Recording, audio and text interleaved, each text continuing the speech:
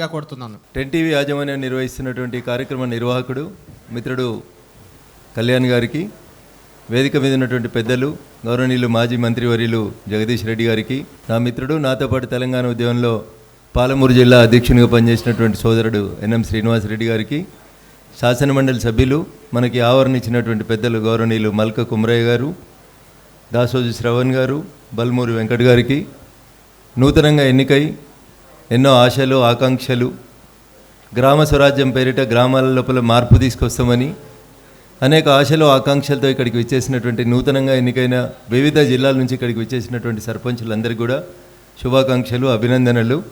ప్రత్యేకంగా మీ ఆశలు ఆకాంక్షలన్నీ నెరవేరాలని, ఆ దిశగా 5 సంవత్సరాల్లో మీరు మంచి పేరు తెచ్చుకోవాలని, తెచ్చుకుంటారనేటువంటి విశ్వాసంతో 2-3 మాటలు మీకు ఒక మిత్రునిగా టీవీలలోనే కాదు నిజ జీవితంలో కూడా అదే రకంగా ఉపయోగపడతానని చెప్తూ 2-3 పనులు. సో పార్టీలు పంచాయతీలు, నువ్వు నాకేమిచ్చినావు నేను నీకేమిచ్చినాను, ఈ పంచాయతీలకు నేను బోదలుచుకోలేదు. ఎందుకంటే రోజు టీవీలలో చాలాసార్లు కొట్లాడుకున్నాం. తెలంగాణ సమాజం కూడా చాలా చైతన్యవంతమైంది. ఎవరేం చెప్తారు, ఎవరెట్లా మాట్లాడతారు అనేది అందరికీ బాగా తెలుసు. రాజకీయాలు మాట్లాడుకోవడానికి ఇది వేదిక కాదు. కాబట్టి నా ముందు మీరు ఉంచినటువంటి కొన్ని సమస్యలకి నాకున్న పరిమితమైన పరిజ్ఞానంతో, ఎందుకంటే వేదిక మీద చాలామంది మేధావులు ఉన్నారు కాబట్టి అందరిట్లో నాకున్న కొద్ది పరిజ్ఞానాన్ని మీతో షేర్ చేసుకుందామని ఇక్కడికి వచ్చినాను. సో బదనాం చేసే పాలిటిక్స్ చేయడానికైతే నేను ఇక్కడికి రాలేదు. ఎవరు ఏ రాజకీయ పార్టీకి సంబంధించినటువంటి పెద్దలున్నా మిత్రులున్నా కానీ దయచేసి సహృదయంతో అర్థం చేసుకోవాలని మాత్రమే నేను మీకు విజ్ఞప్తి చేయడానికి ఇక్కడికి వచ్చేసినాను. భారత ప్రభుత్వం అన్ని పార్టీలకి అన్ని రాష్ట్రాలకి సమదృష్టితోటే చూస్తుంది తప్ప బురద జల్లేటువంటి కార్యక్రమం మేము ఎక్కడ చేస్తలేం. ఏ పార్టీ ఎంపీ ఉన్నాడు, ఏ ఎంపీ ఉన్నాడు, ఎవరికి 5 కోట్లు ఇవ్వాలి, ఎవరికి 5 కోట్లు ఇవ్వద్దు, కేరళలో మనం లేవు కాబట్టి ఇట్లా ఇవ్వాలి, తెలంగాణలో మనం లేము కాబట్టి అట్లా ఇవ్వాలి, ఇట్లాంటి పాలిటిక్స్ ఎక్కడ కూడా మేము చేస్తలేము, చెయ్యము. దయించి పూర్తి విశ్వాసంతో ఉండండి. అట్లే పంచాయతీల పట్ల కూడా ఎవరున్నా ఎవరు లేకపోయినా పంచాయతీలకు రావాల్సినటువంటి నిధుల పట్ల ఎట్లాంటి వివక్ష లేకుండా 100% పంచాయతీలకు అన్నింటినీ సమదృష్టితో చూసేందుకు భారత ప్రభుత్వం పనిచేస్తుంది. భవిష్యత్తులో కూడా అట్లే పనిచేస్తుంది. సో దాంట్లో ఎవరికి ఎట్లాంటి అపోహలు అవసరం లేదు. ఇందాక ఒక సర్పంచ్ గారు మాట్లాడుతూ చెప్పినారు, నాకు మా మంత్రి గారు నిన్ననే 4 కోట్ల ప్రొసీడింగ్ ఇచ్చిర్రని. అదే మంత్రి గారిని నేను విజ్ఞప్తి చేస్తున్నా, ఆయన నియోజకవర్గంలో ఉన్నటువంటి 150 పంచాయతీలకు కూడా అట్లే 4 కోట్ల ప్రొసీడింగ్లు ఇస్తే ఆ నియోజకవర్గం తరఫున అందరు సర్పంచులు ఆయన ఒకటి మంచి గజమాలేసి సన్మానం చేస్తారు. కాబట్టి ఒకరి మీద ప్రేమ ఒకరి మీద వివక్ష అనేటి ఇట్లాంటివి దయించి చూపొద్దని ఆ మంత్రివారులకి ఆ సర్పంచ్ గారి ద్వారా నాదొక విజ్ఞప్తిగా నేను తెలియజేస్తా ఉన్నాను. బహుశా CSR సింగరేణి నిధులైనాయని నేను అనుకుంటున్నా. అభినందనలు సర్పంచ్ గారు. అట్లే మీ తోటి సర్పంచ్లు కూడా కొంతమందికి కనీసం 1 కోటి రూపాయలని ఇప్పి ఆ ఊర్లన్నా బాగుపడతాయి అనేది నేను ఆ కరీంనగర్ జిల్లా నుంచి వచ్చినటువంటి సర్పంచ్లకి ఈ సందర్భంగా శుభాకాంక్షలు తెలియజేస్తాను. నాకు మా జగదీష్ అనే చెప్పిండు, పార్టీలు బీఫామ్లు ఇస్తాయి మేము గెలుస్తాం అలకగా అని. కానీ ఊర్లో సర్పంచ్ గెలిచుడు చాలా కష్టం, ఎమ్మెల్యే గెలిచుడు ఎంపీ గెలిచుడు చాలా ఈజీ. కానీ సర్పంచ్కి వచ్చేసరికి వీడు నాకు మొన్న నమస్తే పెట్టలేదంటాడు, మొన్న నేను పెళ్లి పత్రిక ఇస్తే రాలేదంటాడు, 100 కారణాలు తీసి మనకి రకరకాలైనటువంటి అవస్థలు ఉంటాయి. సో మాకు ఆ డిఫికల్టీస్ తెలుసు. మీరు ఎంత కష్టపడ్డారో, ఎంత జనానికి దగ్గరగా ఉన్నారు కాబట్టి మీరు ఇంత దూరం రాగలిగినారు. నిజంగా మీరంతా కూడా అభినందనీయులు. మీ ఆశ ఏదైతుందో, నేను ఇంత కష్టపడి గెలిచిన కదా నా ఊరికి ఏదో ఒకటి చేయాలనేటువంటి మీ ఆకాంక్ష ఏదైతుందో ఖచ్చితంగా నేను మిమ్మల్ని ఆ సందర్భంగా అభినందిస్తా ఉన్నాను. పైసలు ఏడికేలు వస్తాయి, ఏం చేయాలి, పైసలు లేకుండా ఎట్లా పని చేయాలి సర్పంచ్ గారు, పైసలు ఉండి ఎట్లా పని చేయాలని 2 అంశాలుగా డివైడ్ చేసుకోరు మీ ఊర్లో ఉన్న సమస్యల్ని. ముందు ఆర్థిక వనరులకు సంబంధించినటువంటి అంశాలు ఎక్కడి నుంచి పైసలు తెచ్చుకుందాం, ఏం చేసుకుందాం.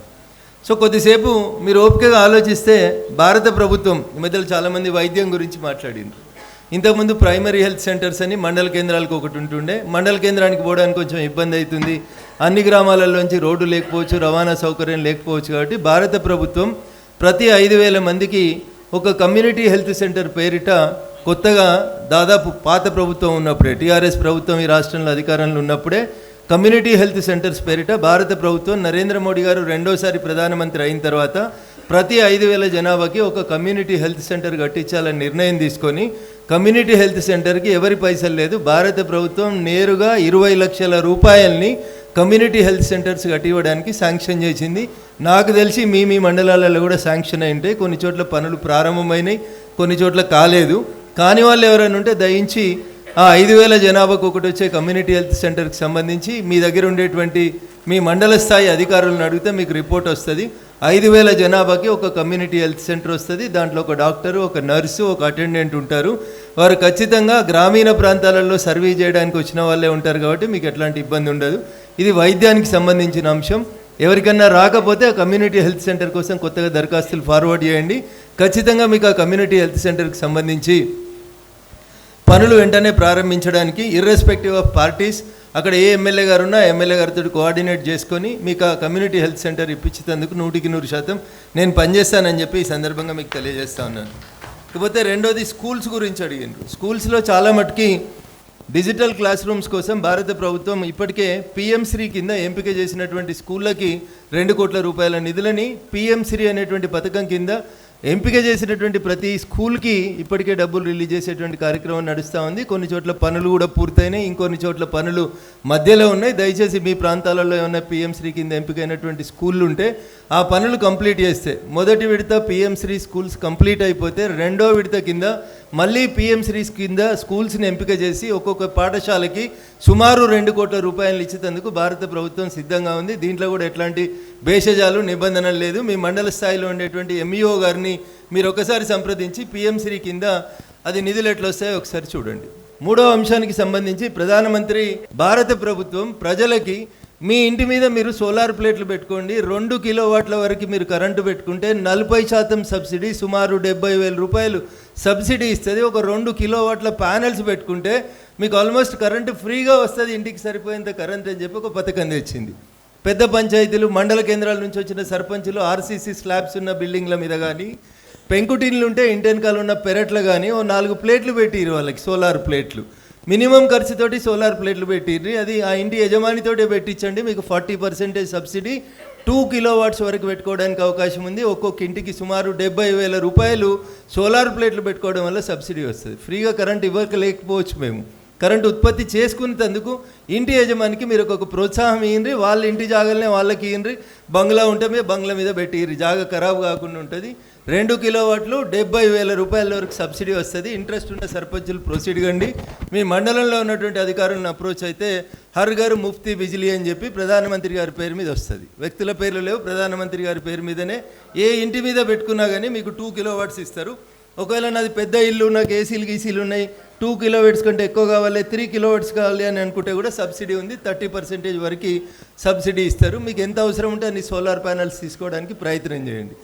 చాలామంది సర్పంచులు మాట్లాడుతూ ఒక మాట చెప్పారు, మా కరెంటు బిల్లులు ఎక్కువ వస్తూ ఉన్నాయి, మేము ఇబ్బంది పడుతూ ఉన్నామని చెప్తా ఉన్నారు. నేను ఎంపీగా గెలిచిన నాటి నుంచి సిఎస్ఆర్ నిధుల కింద కంపెనీల దగ్గర నుంచి వచ్చినటువంటి డబ్బుల్ని మా నియోజకవర్గంలో నర్సాపూర్ లాంటి తాండాలు ఉన్నటువంటి ఊర్లు కూడా ఎక్కువ ఉంటాయి. ఆ తాండాలలో ఉన్నటువంటి బేసిక్ సమస్య ఏంటంటే కరెంటు లేదు. కరెంటు పోతే 2 రోజుల దాకా అడిగేటోళ్ళు ఉండరు. ఇట్లా రకరకాలైనటువంటి సమస్యలు వస్తాయి. 350, 400, 500 జనాభా ఉంటారు కాబట్టి ఎక్కువ ఎవరు పట్టించుకోలేదు వాళ్ళకి. నేను ఎంపీగా గెలిచిన ఈ 1.5 ఇయర్లో సిఎస్ఆర్ కింద నాకు ఒక కంపెనీ 2 కోట్ల రూపాయలు ఇస్తే దాదాపు 180 సింగిల్ పోల్ హైమాస్ లైట్స్ అన్నీ ఇట్లాంటి చిన్న తాండాలు 1000 కంటే తక్కువ జనాభా ఉన్నటువంటి అన్ని గ్రామ పంచాయతీలలో ఉచితంగా గ్రామ పంచాయతీ చౌరస్తా కానో చావిడి కానో ఎక్కడైతే జంక్షన్ లా ఉంటుందో ఊర్లో అక్కడ పెట్టించినాం. మీకు కూడా సిఎస్ఆర్ నిధులు ఏమన్నా వస్తే సోలార్ ప్లేట్లు కరెంటు లైట్ల కోసం వాడుకునేటువంటి ప్రయత్నం చేయండి, కొంత బిల్లు తగ్గుతుంది. కంపెనీలు ఉన్నటువంటి ప్రాంతం లోపల మీరు ప్రయత్నం చేస్తే ఆ కంపెనీలు కూడా మీకు ఇస్తాయి. కాబట్టి try to encourage the solar energy, దానివల్ల మీకు లాభం జరుగుతుంది. భారత ప్రభుత్వం 2 రకాలుగా ఆలోచిస్తుంది. ఒకటి వ్యక్తిగతమైనటువంటి అభివృద్ధి, 2 కమ్యూనిటీ డెవలప్మెంట్ అని ఆలోచిస్తూ ఉంది. ఈ వ్యక్తిగతమైనటువంటి డెవలప్మెంట్ కార్యక్రమానికి వచ్చినప్పుడు చాలామంది రగన్న నీ మీద బాధ్యత ఉంది, ఎన్ఆర్ఈజీఎస్ నిధులు పోతున్నాయి, మాకేం వస్తలేవు, రేపు గ్రామ పంచాయతీల సర్పంచులకు కొంచెం కష్టం అవుతుంది, మేము ఎట్లా పనిచేయాలనేటువంటి రకరకాలైనటువంటి డౌట్లు వ్యక్తం చేసిరు. కాబట్టి ముందు మీరు మీతో తిరిగిన వాళ్ళకి ఇండివిజువల్గా మీరు ఎవరికైతే సహాయం చేయాలనుకుంటున్నారో వాళ్ళ కొంతమందికి సహాయం చేయడానికి భారత ప్రభుత్వం ఇచ్చేటువంటి అనేక పథకాలు ఉన్నాయి. ఉదాహరణకి ఎవరికైనా పోల్ట్రీ మీద ఇంట్రెస్ట్ ఉంది, పోల్ట్రీ ఫామ్ పెట్టించడానికి ఒక దరఖాస్తు పెట్టండి. 2 పశువుల పాకలు లేదా పశువుల కొట్టాలు, మేకలు, గొర్రెలు ఇట్లాంటివి మేపుకునే వాళ్ళు ఎవరైనా ఉంటే ఆ పశువుల పాకలు అట్లాంటి వాటిని కట్టుకోవడానికి కూడా 100% భారత ప్రభుత్వం నుంచి మీకు డబ్బులు వస్తూ ఉన్నాయి. కొత్తగా దీంట్లో హార్టికల్చర్ని ఇండివిజువల్గా ఎవరైనా హార్టికల్చర్ చేపడుతున్నటువంటి వాళ్ళు ఉంటే హార్టికల్చర్ కూడా భారత ప్రభుత్వం విరివిగా డబ్బులు ఇస్తుంది. మీరు ఎన్ని డబ్బులు కావాలని ఎన్ని అప్లికేషన్స్ మీ ఊరు నుంచి పెట్టగలిగితే అన్ని పెట్టుకోవచ్చు. ఒక 2 కొత్త పథకాలు మీ కొత్త సర్పంచ్లకు ఉపయోగపడేటి 2 కొత్త పథకాలు వచ్చినాయి. ఒకటి, మీ ఊర్లో పండినటువంటి పంటల్ని మీరు స్టోరేజ్ చేసుకోవాలనుకుంటే, చిరుధాన్యాలు కావచ్చు, ఇంకేదన్నా ధాన్యాలు కావచ్చు, మీరు స్టోర్ చేసుకోవాలనుకుంటే గ్రామ పంచాయతీ పరిధిలోనే మీరు ఒక చిన్న గోదాం, దాన్ని గోదాం అనలేదు, ఫుడ్ గ్రెయిన్ స్టోరేజ్ అన్నారు, మనం భాషలో చెప్పుకోవాలనుకుంటే గోదాం. మీరు మీ ఊర్లో గోదాం కట్టుకోవడానికి 15 లక్షల రూపాయలు, ఎట్లాంటి సంబంధం రాష్ట్ర ప్రభుత్వం, కేంద్ర ప్రభుత్వం, ఎన్ఆర్ఈజీఎస్, ఇది అది పంచాయతీలు ఏం లేకుండా గ్రామ సర్పంచ్ గారు తీర్మానం చేసి దాన్ని పంపిస్తే ఫుడ్ గ్రెయిన్ స్టోరేజ్ కింద 15 లక్షల రూపాయలతోటి మీరు గోదాం కట్టుకోవడానికి మీ గ్రామ పంచాయతీలో ఒకవేళ ప్రభుత్వ స్థలం ఉంటే దయచేసి మీరు ఆలోచించుకొని డిసెంబర్ 31 లోపల సాధ్యమైనంత తొందరగా ఎన్ని దరఖాస్తులు వస్తే అన్ని దరఖాస్తుల్ని పరిష్కరించాలని చెప్పి భారత ప్రభుత్వం ఆలోచిస్తుంది. మీ సంబంధిత మండల డెవలప్మెంట్ అధికారి ద్వారా ఇది పంపాలని మిమ్మల్ని అందరినీ కోరుతున్నాను. ఇక రెండవది, మనం జనరల్గా మహిళా సమాఖ్య భవనాలు అంటారు, భారత ప్రభుత్వం దాన్ని వివో బిల్డింగ్స్ అంటుంది. ఒక్కొక్క వివో బిల్డింగ్ మీ ఊర్లో లేకపోతే కొత్తగా వివో బిల్డింగ్ కట్టించుకోవడానికి 10 లక్షల రూపాయలని యాజ్ ఇట్ ఈజ్గా భారత ప్రభుత్వమే ఇస్తేందుకు సిద్ధపడింది. కాబట్టి ప్రైమరీ హెల్త్ సెంటర్ల పేటలో వచ్చినటువంటి కమ్యూనిటీ హెల్త్ సెంటర్లు కట్టుకొని 5,000 జనాభా ఉంటే 20 లక్షల రూపాయలు వస్తాయి. ఫుడ్ గ్రెయిన్ స్టోరేజ్ కోసం గోదాం కోసం గ్రామ పంచాయతీ తీర్మానం చేసి పంపండి, 15 లక్షల రూపాయలు వస్తాయి. వివో బిల్డింగ్ లేకపోతే వివో బిల్డింగ్ కోసం తీర్మానం చేసి పంపండి, 10 లక్షల రూపాయలు వస్తాయి. ఇవేదో 6 ఏళ్ళకి 5 ఏళ్ళకి డబ్బులు కాదన్నా, టెన్షన్గా మినిమం 30 డేస్, మ్యాక్సిమం 6 మంత్స్ లోపల ఈ డబ్బులు మీ ఖాతాలలో పడతాయి. మీకు అందరికీ తెలుసు, సర్పంచులందరికీ మీ ఖాతాలతో అనుబంధంగా మీకు MGNREGS అని గతంలో పిలిచినటువంటి, ప్రస్తుతం మేము మార్చినటువంటి VB రామ్జీ అనేటువంటి అకౌంట్కి ఈ వారం రోజులలో ఈ స్కీమ్లకు సంబంధించినటువంటి డబ్బులన్నీ మీ అకౌంట్లకు వస్తాయి. వీటికి ముందు మీరు చేయాల్సింది తీర్మానాలు చేసి పంపించేసి పని మొదలు పెడుతూ వారం రోజులలో ఈ కార్యక్రమాన్ని మీరు దయచేసి ముందుకు పోతే టెన్షన్గా, నేను మళ్ళీ చెప్తా ఉన్నా, 6 నెలల దాటి ఎక్కడన్నా బిల్లు ఆగితే రాష్ట్రంలో ఏ ఊరు సర్పంచ్ అయినా నన్ను అడుగుండ్రి, నేను ఖచ్చితంగా ఈ 3 పథకాల కింద డబ్బులు ఆగిన వాళ్ళు ఎవరైనా ఉంటే నేరుగా నేను మీతో మాట్లాడి వీటి కోసం డబ్బులు ఇప్పిస్తాను నేను. ఇకపోతే గ్రామ పంచాయతీలకు వచ్చేసరికి కేంద్ర ప్రభుత్వం ఇచ్చేటువంటి డబ్బులలో ఒక మనిషికి 815 రూపాయలు ఏడాదికి ఇస్తుంది భారత ప్రభుత్వం. ఒక మనిషికి జనాభా లెక్కలు 2011 ప్రకారం భారత ప్రభుత్వం దగ్గర ఉన్న లెక్కలు 2011, ఇప్పుడు 2025 జనాభా లెక్కలు ప్రారంభమైనాయి. 26 లాస్ట్ కల్లా జనాభా లెక్కలు పూర్తి అవుతాయి. మీరు ఒక రకంగా అదృష్టవంతులు ఇప్పుడు వచ్చిన సర్పంచులు. 2 ఏళ్ల నుంచి సర్పంచులు లేరు కాబట్టి ప్రతి మనిషికి 815 రూపాయలు 15th ఫైనాన్స్ కమిషన్ కింద ఇవ్వాల్సిన డబ్బులు 3,500 కోట్ల రూపాయలు భారత ప్రభుత్వం దగ్గర ఉన్నాయి.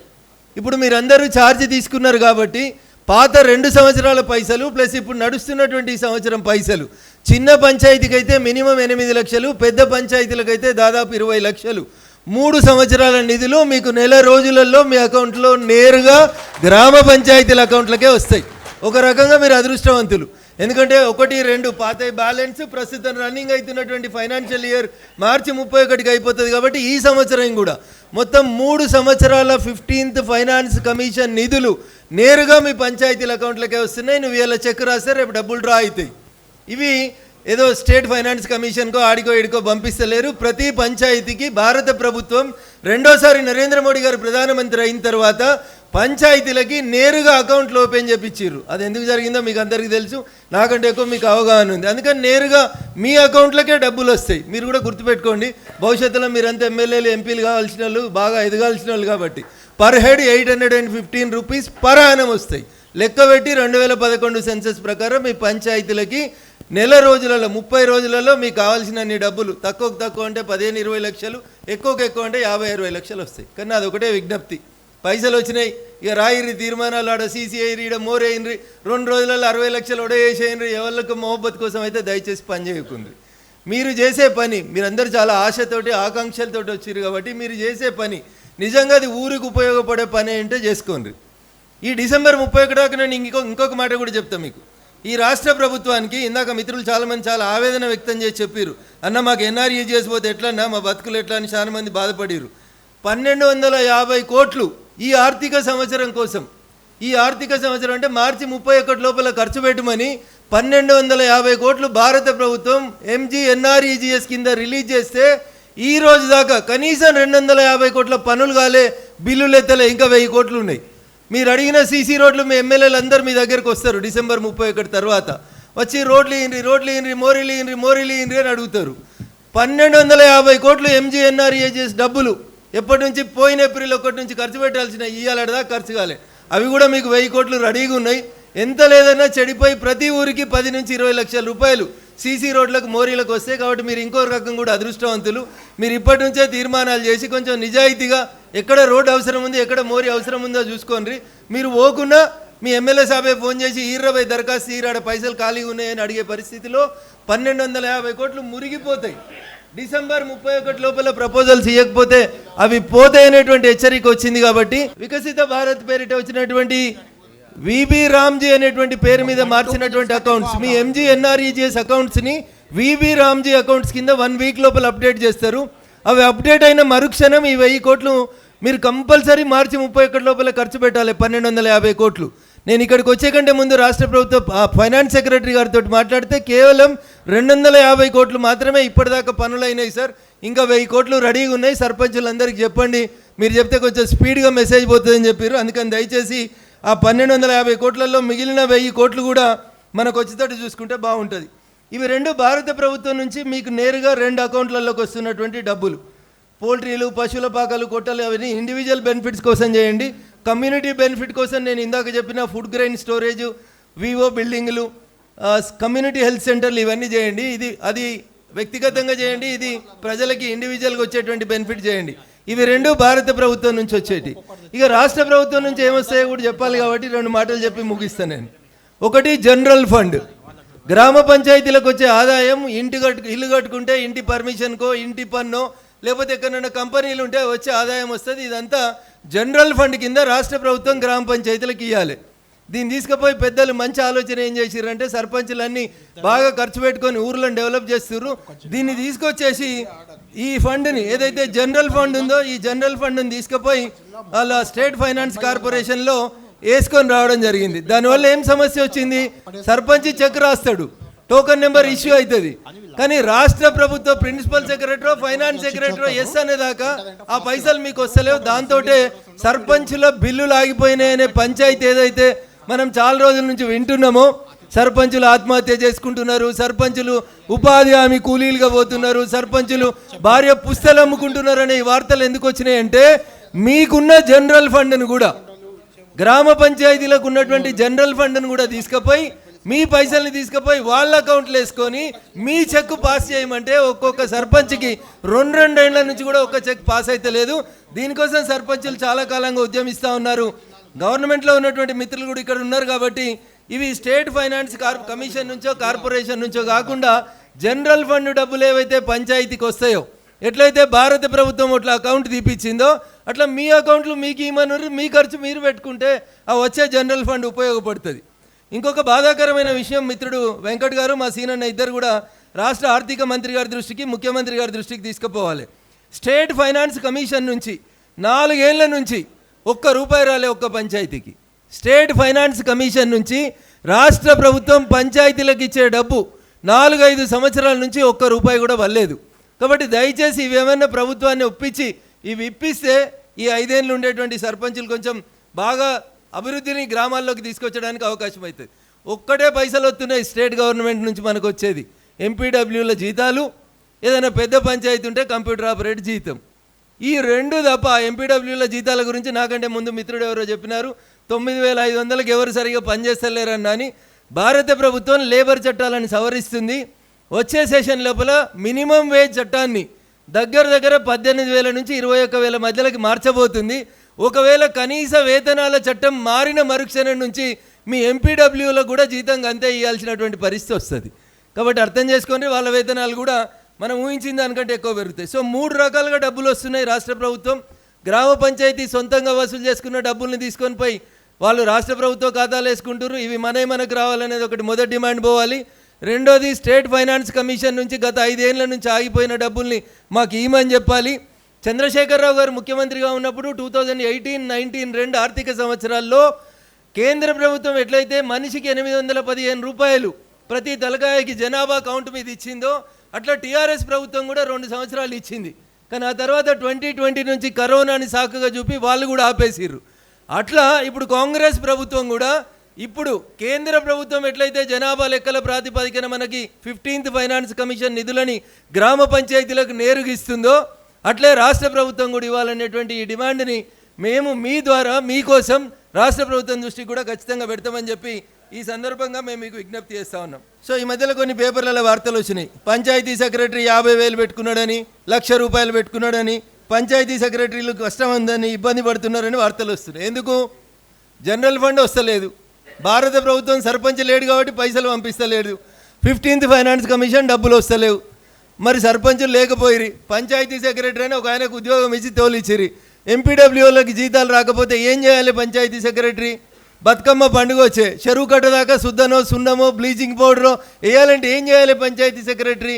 వాళ్ళు కూడా అప్పులు చేసి రకరకాలైనటువంటి అవస్థలు పడతా ఉన్నారు. ఆ డబ్బుల్ని కూడా వెంటనే పంచాయతీలకు రిలీజ్ అయ్యేటట్టు మీ తరఫున మేము రాష్ట్ర ప్రభుత్వం మీద ఖచ్చితంగా ఒత్తిడి తీసుకొస్తాం. ఇక మీరు అడిగిన సీసీ రోడ్లు మోరీల గురించి టెన్షన్ పడకుండ్రి, 1,250 కోట్లు, ఊరికి 20 లక్షలు బరాబర్ వస్తాయి. దయచేసి మీరు వాటి కోసం సంబంధించి తీర్మానాలు ప్రిపేర్ చేసుకొని పెట్టుకోవాలని చెప్పి మీకు అందరు కూడా విజ్ఞప్తి చేస్తా ఉన్నా. సోలార్ లైట్లని, సోలార్ ప్లేట్లని ఇంట్ల మీద పెట్టేటువంటి కార్యక్రమాన్ని కొంచెం ఎక్కువ చేయండి. దానివల్ల మీకు గ్రామాలలో కరెంటు బిల్లు తగ్గుతుంది, కరెంటు పోయిందన్న బాధ పోతుంది, ఫ్యూజ్ వైర్ పోయిందన్న బాధ పోతుంది, ఎవరింటికి వాళ్ళే ఇది చేసుకొని పోవడానికి ఒక అవకాశం ఉంటుంది. ఇక చివరిగా మా మెదక్ పార్లమెంట్ నుంచి వచ్చినటువంటి కొంతమంది సర్పంచులు, మా మల్కాపూర్ సర్పంచ్ అడిగిండు. యాక్చువల్గా మల్కాపూర్ చెరువు అనేది వరంగల్ జిల్లా లక్కవరం, రామప్ప లాంటి చెరువుల తర్వాత మా మెదక్ జిల్లాలో ఉన్న అతిపెద్ద చెరువు, దాదాపు 5,000 ఎకరాలకి కాస్తుకు నీళ్ళు ఇచ్చేటువంటి చెరువు మా మల్కాపురం చెరువు. చిన్నప్పుడెప్పుడో మేము చూసినప్పుడు పెట్టిన గేట్లు, ఇనుప గేట్లు కాబట్టి ఉంటాయో మీకు తెలుసు. అవి ఆ గేట్ల మీదకి వెళ్ళి దాటి అవతలికి పోవాలి. నేను ఎంపీ అయిన తర్వాత మా సర్పంచ్ గారు అడిగే కంటే ముందే, వారు ఈ మధ్యలోనే సర్పంచ్ అయినారు 2 days బ్యాక్, కానీ నేను ఆల్రెడీ 4 రోజుల క్రితం ఇరిగేషన్ డిఈని ఎస్ఈని ఇద్దరిని పిలిపించి దాదాపు 37 లక్షల రూపాయలతోటి అక్కడ 5 లేదా 6 గేట్లు ఉన్నట్టున్నాయి సర్పంచ్ గారు, అంతేనా? 5 గేట్లు. ఆ 5 గేట్లని కొత్త గేట్లు పెట్టడానికి నా ఎంపీ ల్యాడ్స్ నుంచి వాళ్ళు ఎంత ఎస్టిమేషన్ ఇస్తే అన్ని డబ్బులు ఇస్తానని చెప్పి ఆల్రెడీ మీ మల్కాపూర్ చెరువుకు సంబంధించి ఇప్పటికే ఒక ఎస్టిమేషన్ తయారు చేపిస్తున్నా. మీరు ఎట్లాగో అధికార పార్టీ సర్పంచ్ గారే కాబట్టి దయచేసి సంగారెడ్డిలోనే ఉంటుంది ఇరిగేషన్ ఎస్సీ కార్యాలయం, ఆయన దగ్గరికి పోయి ఎంపీ గారు అడిగినటువంటి ఆ ఎస్టిమేట్ కాపీలని ఎంత తొందరగా వీలైతే అంత తొందరగా చేసుకొని వస్తే ఖచ్చితంగా మీ మల్కాపూర్ చెరువుకి 30 లక్షల 50 లక్షలు ఎంత ఖర్చు అయ్యేది ఉంటే అవి ఇచ్చి మీకు ఉపయోగకరంగా తీసుకొచ్చే రీతి లోపల 5,000 ఎకరాలు ఆయకట్టు ఇస్తుంది కాబట్టి ఖచ్చితంగా దానికోసం నేను సపోర్ట్ చేస్తానని చెప్పి మా మల్కాపూర్ సర్పంచ్ గారికి ఈ మధ్యలో చాలా స్పష్టంగా చెప్తా ఉన్నాను. ఇకపోతే మా సర్పంచులు కోరినట్టు మా కొండపాక సర్పంచ్ నవీన గారు చెప్పినారు, కొత్తగా గెలిచి వచ్చినా నేను మాకు సహాయం జరుగుతలేదు, కమ్యూనిటీ పరంగా మాకు బాగా ఇబ్బంది అవుతా ఉందని చెప్పింది. తల్లి నవీన, మీరు కోరినట్టు మీ కొండపాక అనేది మండల కేంద్రం, పాత ముఖ్యమంత్రి గారి నియోజకవర్గంలో ఉన్నటువంటి ఒక పెద్ద మండల కేంద్రం. ఆ ఊరిలో బీటు లేదు, కల్లాలు లేవు, మాకు చాలా ఇబ్బంది అవుతుంది అని అనేది రెండో మాట చెప్పింది. ఆడ పనులు బాగా అయినాయి, ఏడ చూసినా మట్టి కనబడదు, మొత్తం సిమెంటే కనబడుతుంది, కానీ క్వాలిటీ లేక రోడ్లు కొట్టుకుపోయినాయి ఈ మధ్యలో అని చెప్పింది. ఖచ్చితంగా భవిష్యత్తులో మీరందరూ కూడా క్వాలిటీ కంట్రోల్ ద్వారా మీరు చేపిస్తున్నటువంటి కాంట్రాక్టర్ల ద్వారా చేపిస్తే పనులను చూడండి. మీ కొండపాకకు సంబంధించి ఖచ్చితంగా ఒక బీట్, మీరు అడిగిన మార్కెట్ బీట్ ఏదైతుందో నవీన గారు ఖచ్చితంగా అది ఇప్పించడానికి ప్రయత్నం చేస్తాను. ఇంకొక సర్పంచ్ గారు అడిగారు కరెంట్ వైర్లు కిందికైనాయి 30 ఏళ్ళ కింద స్తంభాలని. ఎస్, లూప్ లైన్ సమస్య అనేది ప్రతి ఊర్లో ఉంది. ఈ లూప్ లైన్ సమస్య గురించి ఖచ్చితంగా కూడా సమస్యని పరిష్కారం చేసేందుకు ప్రయత్నం చేస్తాం. చివరిగా మా సోదరుడు బల్మూరి వెంకట్ గారు పెద్ద పెద్ద ఆరోపణలు చేసిపోయింది మా మీద. ఒక రాజకీయ ఆరోపణకి ఒక మాట సమాధానం చెప్పి ముగిస్తా. ఏమన్నాడు వెంకటు? మేము ఇన్ని లక్షల కోట్లు పంపించినాం, అన్ని లక్షల కోట్లు పంపించినాం, పాత ముఖ్యమంత్రి చదివిన పంచాయితే మా సోదరుడు బల్మూరి వెంకట్ కూడా వచ్చి చదివిండు. నేను ఒకటే మాట్లాడుతున్నా మిమ్మల్ని, రంగారెడ్డి జిల్లా వాళ్ళు, మేడ్చల్ జిల్లా వాళ్ళు, మా సంగారెడ్డి వాళ్ళు బిడ్డ పైసలు మొత్తం ఈ రాష్ట్ర ఖజానాకు మేమే ఇస్తున్నాం. హుజురాబాద్కి ఎట్లా పోతాయి, మహబూబాబాద్కి ఎట్లా పోతాయి, ఆదిలాబాద్కి ఎట్లా పోతాయి, సూర్యాపేటకి ఎట్లా ఇస్తారా పైసలని రేపు నిలబడ్డారు అనుకో ఏమవుతుంది ఈ రాష్ట్రం పరిస్థితి? గిదేకి హైదరాబాద్ చుట్టూ ఉన్న 3 ఊర్లే డెవలప్ అవుతాయి. అందుకని మేము అట్లా ఎప్పుడు కోరుకుంటలేం. మేము సబ్కా సాత్ సబ్కా వికాస్ అని కోరుకుంటున్నాం. రాష్ట్రాలకి ఫండ్స్ ఎట్లా ఇవ్వాలని రఘునందన్ రావు నిర్ణయించలే, నరేంద్ర మోడీ గారు నిర్ణయించలే. వెంకట తెలుసుకోవాల్సింది ఏంటంటే డిజల్యూషన్ ఆఫ్ ఫండ్స్, భారత రాజ్యాంగం డిజల్యూషన్ ఆఫ్ ఫండ్స్ని అంబేద్కర్ గారు రాసినప్పుడే రాసిర్రు. జనాభా ఎట్లుంటుంది, డబ్బులు ఎట్లొస్తాయి, కేంద్రం ఎట్లా కలెక్ట్ చేయాలి, రాష్ట్రాలకి డబ్బులు ఎట్లా ఇవ్వాలనేది డిజల్యూషన్ ఆఫ్ ఫండ్స్ అనేది అంబేద్కర్ గారు రాసినటువంటి భారత రాజ్యాంగం అప్పటి నుంచి ఉంది. రాష్ట్రం నుంచి ఢిల్లీకి 100 రూపాయలు పోతే ఇంటర్న్ రిటర్న్ 32 రూపాయలు రాష్ట్రాలకు ఇచ్చేవాళ్ళు. కాంగ్రెస్ పాలించిన 55 సంవత్సరాలు భారతదేశాన్ని పాలించిన సందర్భంలో అది కేవలం 32% ఉండే. కనీసం 1% పెంచమంటే కూడా పెంచడానికి అప్పుడు ఉన్నటువంటి ప్రభుత్వాలు, ప్రధానమంత్రులు ఒప్పుకోలేదు. నరేంద్ర మోడీ గారు ప్రధానమంత్రి అయిన తర్వాత నేరుగా ఆ 32%ని 42%కి పెంచి రాష్ట్రాలకు వచ్చేటువంటి వాటాని పెంచి సాధ్యమైనంత ఎక్కువగా రాష్ట్రాలకి నిధులు ఇచ్చేటువంటి ప్రయత్నం చేసిండ్రు. నేను ఇది మళ్ళీ చెప్తా ఉన్నా, రాజకీయ విమర్శ కోసమో ఇంకో దానికోసమో చెప్పలేదు. సోదరుడు అడిగిండు కాబట్టి రేపు మేడ్చల్లో వికారాబాద్లో ఇదే పంచాయతీ పెడితే కష్టంగా ఉంటుంది కాబట్టి సమదృష్టితోటి, రాష్ట్రం అంటే సమదృష్టితోటి పోవాలి. ఆదిలాబాద్కు పైసలు పోవాలి, మహబూబాబాద్కు పోవాలి, వరంగల్కి పోవాలి. అంతేగాని ఎవరు ఎన్ని ఇస్తే వాళ్ళకే అన్ని ఇవ్వాలనుకుంటే పెద్ద కొడుకు సర్కారు కొలువు ఉంది, చిన్న కొడుకు ఉపాధి హామీ పథకానికి పోతున్నాడు. మరి ఇద్దరిని సమానంగా తండ్రి ఎట్లా చూడగలుగుతాడు? చూడలేడు కదా. అందుకని ఇది వాస్ట్ సబ్జెక్టు. వాళ్ళ ఎంపీలు కూడా పార్లమెంట్లో ఉన్నారు, మాట్లాడతారు, మేము కూడా మాట్లాడుతున్నాం. ఇది ఇలా కొత్తగా వెంకట చెప్పిన పంచాయతీ కాదు. పాత ముఖ్యమంత్రి గారు ఉన్నప్పటి నుంచి రోజు మమ్మల్ని తిట్టాలనుకున్న ప్రతి ఒక్కరు ఇదే మాట చెప్పుకుంటూ వచ్చారు. సరే, వాళ్ళ తిట్లే మాకు ఆశీర్వచనాలు, వాళ్ళ తిట్లే మాకు దీవెనలు అనుకున్నాం. మేము మౌనంగా పనిచేసుకుంటూనే పోవాలనుకుంటున్నాం, పనిచేసుకుంటూనే పోతా ఉన్నాం. ఎవరు కూడా దీన్ని పార్టీల పరంగా వ్యక్తిగతంగా హార్ట్ మీద తీసుకోవద్దని సవినయంగా వేడుకుంటూ, సర్పంచులుగా మీరు 5 సంవత్సరాల్లో బాగా ఎదగాలని, మీ పంచాయతీల పేర్లు గంగిదేవిపల్లి లాగా అన్ని ఊర్ల పేర్లు భారతదేశ చరిత్రలో గొప్ప సువర్ణ అక్షరాలతో లిఖించబడేందుకు ఖచ్చితంగా మీ గ్రామ పంచాయతీని అభివృద్ధి చేసుకునే దిశగా మీ అడుగులు పడాలని, ఆ దిశగా మీ లోపల చైతన్యం కలిగించేందుకు ఈ సమ్మేళనాన్ని ఏర్పాటు చేసినటువంటి 10 టీవీ యాజమాన్యాన్ని wish all the success in your future course అని తెలియజేస్తూ తీసుకుంటా ఉన్నాను. జై హింద్, జై భారత్. కళ్యాణ్ ఒక్క నిమిషం దేన్ని హార్ట్కి తీసుకొని మాట్లాడతలేనా, కానీ తెలంగాణ ఉద్యమ సమయంలో ఒక చిన్న విషయం చెప్తా. జగదీశ్వర్ రెడ్డి అన్న అందరు మీరు తెలంగాణ అంశం ప్రస్తావించారు కాబట్టి, తెలంగాణ రాష్ట్రం కోసము ఆ రోజు అన్ని పార్టీలకు అతీతంగా పార్లమెంట్లో అధికారంలో కాంగ్రెస్ పార్టీ కూడా సొంత ప్రభుత్వం పైన పోరాటం చేసింది. నేను చెప్పింది కూడా మన రాష్ట్రానికి నిధులు తీసుకురావడంలో. సరే, గతంలో ఏం చేసిరు, గతం నేను రాష్ట్ర ప్రభుత్వం గురించి కూడా మాట్లాడినా, కానీ రాష్ట్రానికి నిధులు తీసుకురావడం కానీ లేదా 42% రిజర్వేషన్ అంశం కానీ మన రాష్ట్ర విషయం వచ్చినప్పుడు పార్టీలకు అతీతంగా అందరం కూడా ఎక్కడికి వెళ్ళి రావాల్సిన నిధులు అక్కడికి వెళ్ళి తీసుకురావాలని చెప్పి చెప్పడం జరిగింది. మీరు అన్నట్టు నిజంగా అందరికీ ఈక్వల్ ఫండ్స్ ఇవ్వడము, ఈక్వల్గా ఇస్తున్నారా లేదా విషయం వేరే ఉండొచ్చు, కానీ రాష్ట్రం విషయం వచ్చినప్పుడు ఆ రోజు తెలంగాణ ఉద్యమ సమయంలో సొంత పార్టీ పైన ఏ రకంగా అయితే కాంగ్రెస్ నాయకులు కొట్లాడినరో, ఈరోజు రాష్ట్ర అభివృద్ధి కోసం పార్టీలకు అతీతంగా అందరం కూడా ఆ రకంగా పోరాటం చేయాలని చెప్పి తెలియజేస్తున్నాం. వెంకట్ గారి ఆకాంక్షను, ఆశని మేము తప్పకుండా గౌరవిస్తాం, గుర్తిస్తాం. అప్రాప్రియేట్ టైంలో భారత ప్రభుత్వం అప్రాప్రియేట్ నిర్ణయం తీసుకుంటుంది. ఎవరికి ఏమి ఇవ్వాలి, ఎట్లా ఇవ్వాలనేది భారత ప్రభుత్వం పెద్దగా నరేంద్ర మోడీ గారు ఖచ్చితంగా అందరినీ రాష్ట్రాలని సమదృష్టితోటే చూస్తారు. అందుకనే మీకు 666 వచ్చింది, అందుకనే రేపు మెట్రో ఎక్స్పాన్షన్ వస్తుంది, అందుకనే తెలంగాణ వచ్చినప్పుడు 2% ఉన్న జాతీయ రహదారులతోటి అన్ని రాష్ట్రాల కంటే తక్కువ ఉన్నటువంటి తెలంగాణ ఇలా 4.6% తోటి జాతీయ రహదారులలో దేశంలో నెంబర్ 1 ఉంది మన రాష్ట్రం తెలంగాణ. గర్వంగా ఫీల్ అవుదాం అందరం. రఘునందన్